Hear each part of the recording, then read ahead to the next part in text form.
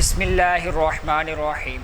الکلام فی اللغۃ ما یتکلم به قلیلا کان او کثیرا وفی اصطلاح النحاة ما تضمن ای لفظ تضمن کلمتین حقیقتا او حکما ای یکون کل واحدۃ منہما فی ضمنہ فالمتضمن اسم فاعل هو المجموع والمتضمن اسم مفعول کل واحدۃ من کلمتین فلا یلزم اتحادہما بالاسناد ای تضمنا حاصلا بسبب اسناد احدى الكلمتين الى الاخرى والاسناد نسبة احدى الكلمتين حقيقة او حكما الى الاخرى بحيث تفيد المخاطب فائدة تامة۔ بسم اللہ الرحمن الرحیم۔ نحو کا موضوع ہے کلمہ اور کلام۔ کلمہ پر پوری جو تفصیلی گفتگو علامہ شارح جامی نے کلمہ کی تعریف پر کی، اس کے بعد شروع کر رہے ہیں الکلام ما تضمن کلمتین بالاسناد۔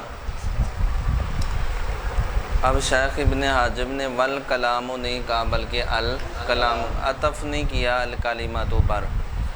اس کی وجہ یہ ہے کہ اس سے وہم پیدا ہو سکتا ہے کہ شاید جو کلمہ ہے وہ نحو کا موضوع بالاصالہ ہے اور کلام نحو کا موضوع بالطبع ہے، کیونکہ وہ جو ہے کس کے لیے آتی ہے جی، تو اس لیے انہوں نے یہاں اس کا عطف نہیں کیا بلکہ کہا الکلام۔ تو شیخ کلام کی تعریف کرتے ہوئے کہتے ہیں الکلام ما تضمن کلمتین بالاسناد۔ الکلام ما تضمن کلمتین۔ اچھا، اب اس کے بعد علامہ شارح جامی کہہ رہے ہیں الکلام فی اللغۃ۔ شارح جامی کی غرض اس عبارت سے ما یتکلم بہ، اس عبارت سے شارح کی غرض کلام کا معنی لغوی بیان کرنا، چونکہ شارح نے بیان نہیں کیا تو ماتن نے بیان نہیں کیا، علامہ جامی اس کا معنی کلام کا بیان کرنے کا معنی لغوی کیا ہے؟ ما یتکلم بہ، ما لغتاً کلام وہ ہے جس کا تکلم کیا جائے، جس کا تلفظ کیا جائے، تکلم کیا جائے، لغتاً وہ کیا کہلائے گا؟ چلیے کریے ترجمہ۔ کلام لغت میں وہ ہے جس کا تکلم اور تلفظ کیا جائے۔ اچھا، اس کے بعد جامی کی عبارت ہے قلیلاً کان او کثیراً۔ علامہ شارح جامی اس عبارت سے اشارہ کرنے کلام کے معنی لغوی اور معنی اصطلاحی کے درمیان فرق ہے، اس کی طرف اشارہ کر رہے ہیں۔ لغتاً کلام عام ہے اور اصطلاحاً جو کلام کی تعریف ہے وہ کیا ہے؟ خاص ہے۔ کلام لغتاً جو ہے اس میں کئی طرح سے فرق ہے۔ پہلا فرق تو یہ ہے کہ جو کلام کا معنی لغوی ہے یہ محمل پر بھی صادق آتا ہے، کیونکہ جس کا تلفظ کیا جائے، ہر وہ جس کا تو محمل کا بھی کیا جاتا ہے، تو معنی لغوی محمل پر بھی صادق آتا ہے، جبکہ معنی اصطلاحی محمل پر صادق۔ دوسرا فرق یہ ہے کہ جس کلمہ میں بالکل نسبت نہیں نا، جن کلموں کے درمیان بالکل نسبت اس پر معنی لغوی صادق آتا ہے لیکن معنی اصطلاحی صادق۔ اسی طرح جن کلموں کے درمیان نسبت توصیفی یا اضافی ہے ان پر کلام کا معنی لغوی تو صادق آتا ہے، وہ لغتاً تو کلام ہیں لیکن اصطلاحاً کلام نہیں ہے، تو یہ کئی طرح سے ان کے درمیان فرق ہے۔ اس کے بعد شارح جامی فرما رہے ہیں وفی اصطلاح النحاة۔ علامہ شارح جامی کی غرض ہے ایک سوال کا جواب دینا اسی عبارت سے۔ سوال یہ ہوتا ہے کہ آپ نے کہا الکلام ما تضمن کلمتین بالاسناد، کہ کلام وہ ہے جس کا جو دو کلموں کو متضمن ہو اسناد کے ساتھ، تو کلام کی یہ تعریف کلام اللہ پر صادق نہیں آتی۔ کلام اللہ کس کو کہتے ہیں؟ ما بین الجلدین کو، تو ما بین الجلدین کلام ہے لیکن کلام کی یہ تعریف اس پر صادق۔ اسی طرح علم کلام، علم عقائد، وہ کلام ہے لیکن کلام کی تعریف اس پر صادق۔ تو وہ فی اصطلاح النحاة سے اس کا دے دیا کہ یہاں جو الکلام پر الف لام عہد، اس سے مراد ہر کلام نہیں بلکہ اس سے مراد خاص کلام ہے۔ کون سا؟ وفی اصطلاح النحویوں کی اصطلاح میں جو کلام۔ اب ما بین الجلدین کلام ہے لیکن وہ اہل شرع کے نزدیک ہے، علم الکلام کلام ہے لیکن عند کلیمین، اور یہاں کلام سے مراد خاص کلام ہے جو نحویوں کی اصطلاح میں، اور نحویوں کی اصطلاح میں کلام اسی کو کہتے ہیں لفظ تضمن کلمتین بالاسناد، ما تضمن کلمتین۔ چلیے جی، اس کے بعد کہہ رہے ہیں کلام لغت میں وہ ہے جس کا تکلم و تلفظ کیا جائے تھوڑا ہو یا زیادہ، اور نحویوں کی اصطلاح میں کلام وہ ہے تضمنہ جو متضمن ہو، کلام وہ ہے جو کلمتین دو کلموں کا، ای لفظ تضمنہ، کلام وہ لفظ ہے یعنی وہ لفظ ہے جو متضمن ہو۔ ما تضمنہ کے بعد شارح جامی نے یہ نکالی عبارت لفظ تضمنہ، تو علامہ شارح جامی اس عبارت سے لفظ نکال کے دو سوالوں کا دے رہے ہیں جواب، درمیان میں شرح کیے لفظ، اس سے کتنے سوالوں کا جواب دے رہے ہیں؟ پہلا سوال بالکل سادہ سا ہے، توجہ ہے، سوال یہ ہے کہ آپ نے کہا کلام، ما سے مراد شے لے لیں، سوال آسانی سے سمجھ آ جائے گا، ما سے مراد کیا لے لیں؟ کلام وہ شے ہے جو دو کلموں کو متضمن ہو اسناد کے ساتھ، دو کلموں کو متضمن ہو۔ اس پر اعتراض ہوتا ہے کلام کی یہ تعریف اس وائٹ بورڈ پر جس کے اوپر زید قائم لکھے ہوئے ہیں، یا وہ دیوار جس کے اوپر زید قائم لکھے، یا وہ کاغذ جس کے اوپر وہ کاغذ، وہ وائٹ بورڈ اور وہ دیوار جس کے اوپر وہ بھی شے ہے اور دو کلموں کو متضمن ہے، اور ان دو کلموں کے درمیان اسناد بھی ہے، لہذا کلام کی تعریف اس وائٹ بورڈ، کاغذ اور کتاب پر کیا آتی ہے؟ صادق آتی ہے، تو حالانکہ وہ کلام نہیں ہے، وہ دیوار، وہ وائٹ بورڈ اور وہ ورک جو ہے وہ کلام نہیں ہے۔ ایک یہ اعتراض۔ دوسرا اعتراض یہ ہے کہ الکلام مبتدا ہے، الکلام ما موصولہ ہے، تضمن جملہ اس کا صلہ ہے، موصول صلہ مل کر یہ خبر ہے، اور موصول صلہ کیا ہوتے ہیں؟ معرفہ، اور مبتدا خبر جب دونوں معرفہ ہوں تو درمیان میں ضمیر فصل آتے ہیں، تو ان کو کہنا چاہیے تھا الکلام ہوا ما تضمن، الکلام۔ تو ان دونوں سوالوں کا جواب دے دیا۔ علامہ شارح جامی نے فرمایا ما سے مراد یہاں شے نہیں ہے، من و ما للعموم و تارتن للخصوصی، ما من اور ما کس کے لیے آتے ہیں؟ عموم کے لیے، اور کبھی کبھی کس کے لیے؟ خصوص۔ یہاں ما سے مراد خاص لفظ ہے، خاص ہے، وہ کیا ہے؟ تو اب مطلب کلام وہ لفظ ہے، کلام وہ، تو اب یہ تعریف اس کاغذ، دیوار یا اس وائٹ بورڈ پر صادق نہیں آئے گی جس کے اوپر زید قائم لکھے، کیونکہ وہ لفظ نہیں ہے، وہ لفظ نہیں، تو کلام وہ لفظ ہے۔ پھر لفظ نکرہ سے تفسیر کی ما کی، تو یہ اشارہ کر دیا کہ یہ ما موصوفہ ہے، اور موصوف صفت مل کر نکرہ ہے، معرفہ نہیں ہے، لہٰذا ان کے درمیان میں ضمیر فصل کو لانے کی بھی ضرورت۔ اچھا جی، اس کے بعد دیکھیں، کہتے ہیں کلام وہ ہے جو متضمن ہو، یعنی وہ لفظ ہے جو متضمن ہو کلمتین دو کلموں کو، کلمتین۔ اس کے بعد کہا حقیقتاً او حکماً، حقیقتاً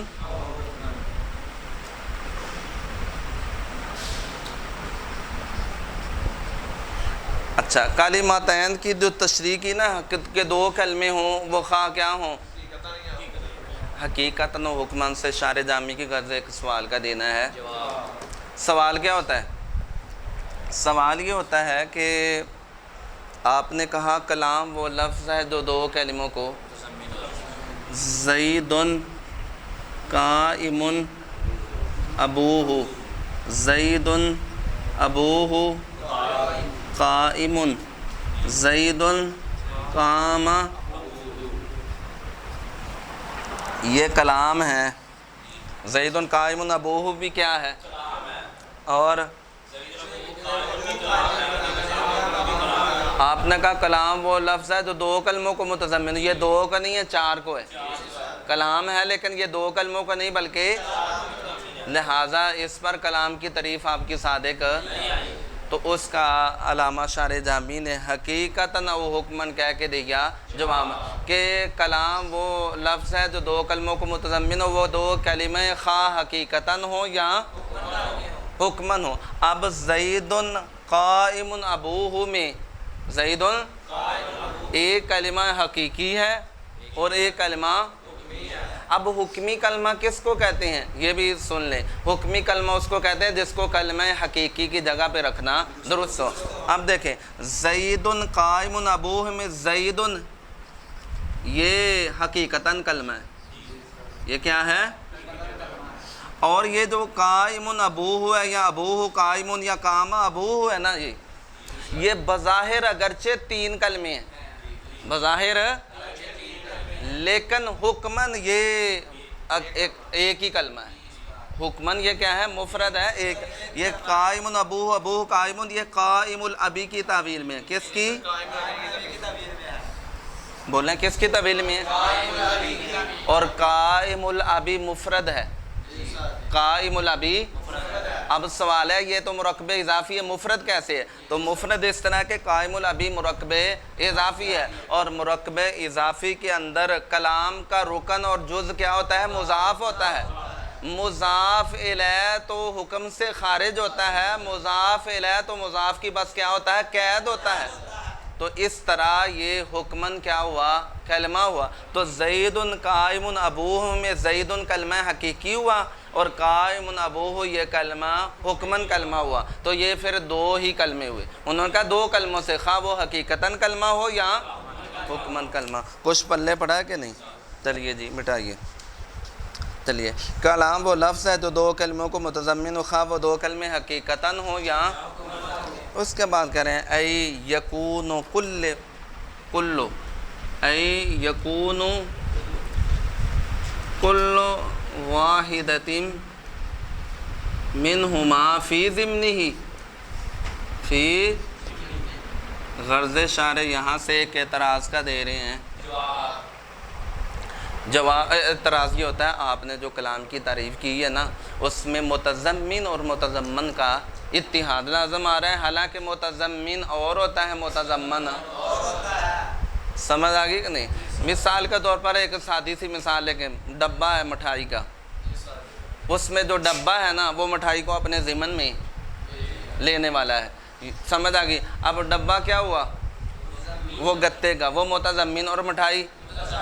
تو ڈبہ اور ہے مٹھائی متضمن اور ہوتا ہے, لیکن آپ کی کلام کی تعریف سے متضمن اور متضمن کا اتحاد لازم. وہ کس طرح؟ وہ دیکھیں کلام کی تعریف ہے الکلام ما تضمن کلمتین بالاسناد. اچھا اب دیکھیں کلام بولیں جی, کوئی بھی کلام. زید قائم, زید سمجھنے کے لیے آپ کلام کے نیچے کلام لکھ دیں. وہ کیا لکھیں گے؟ زید. مجھے کلمتین لکھوائیں. زید قائم, زید. اب کلام وہ لفظ ہے جو متضمن ہو دو. کلام متضمن ہے, کلمتین متضمن ہے, متضمن ہے. اچھا اب متضمن بھی زید اور متضمن کلمتین بھی, تو متضمن بھی وہی, لہٰذا یہ درست. اس کا شارح جامی نے یہاں سے دیا جواب کہ ان دو کلموں میں سے ہر ایک کلام کے ضمن میں ہو. دو کلموں میں سے ہر ایک, بس متضمن اسم فاعل دونوں کا مجموعہ ہے اور متضمن اسم مفعول دو کلموں میں سے ہر ایک. شارح جامی فرما رہے ہیں اگرچہ یہ زید قائم, زید یہ متضمن بھی ہے اور لیکن متضمن اور حیثیت سے ہے.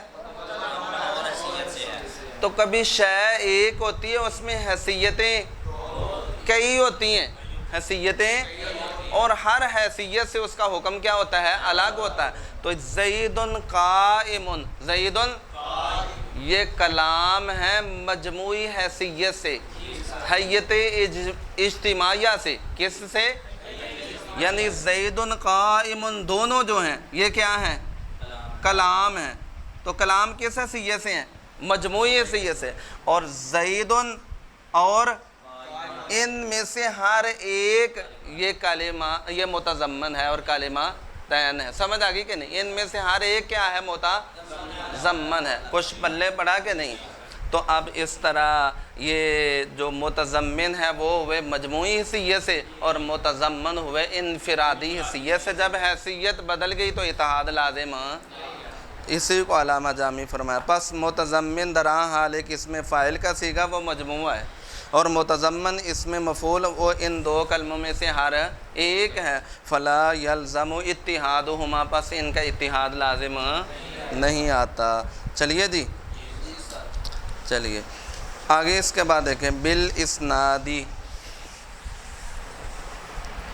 بالاسنادی کلام کی تعریف کا آخری لفظ ہے جی بالاسنادی. علامہ شارح جامی فرماتے ہیں ای تضمناً حاصلاً